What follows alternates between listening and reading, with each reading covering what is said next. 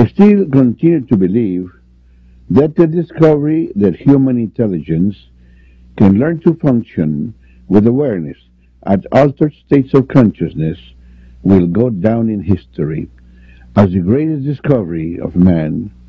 This discovery is sure to change our concept of mind, psychology, psychiatry, psychoanalysis, and of the subconscious.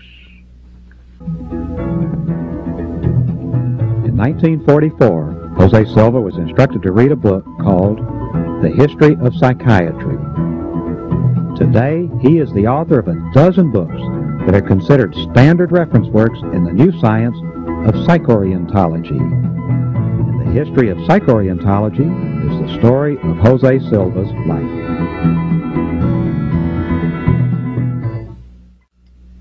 Besides teaching and managing his businesses, he also studied psychology to see what he could do to help his children make better grades in school. You see, he had an idea. It was dismissed by the scientists of the day. His idea was that he could actually improve their IQ factor. The research was paying off. From reading Freud, he'd heard about hypnosis. He'd hypnotize the children and read lessons to them. Sure enough, they had better recall. But then the children seemed to start taking control.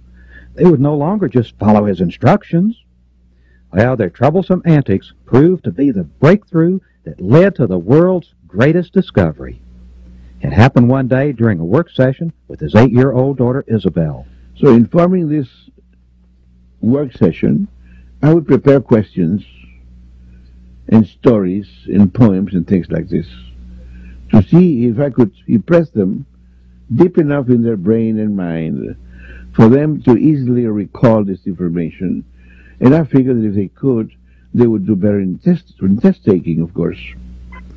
So in working with Isabel one time, I had the plenary written out, and I said, okay, now I want you to, because at first, I found that she was kind of getting a little ahead of me in some cases.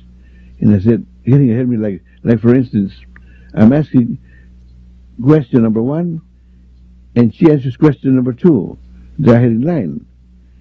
I asked question number 3, she answers question number 4. So what's going on here? We kind of out of sync, Why doesn't she work with, and even before I complete asking her the question, she gets ahead of me before I finish the sentence. She gets, oh, she knows what I'm going to ask, but I was not going to ask that. I was going to ask a question before that one. Like getting ahead, says, what's going on? So finally I started making it more difficult for her. At first I would give her little points of and ideas here and there, kind of fill in something for her to continue and complete the sentence, or complete the project of information that I needed.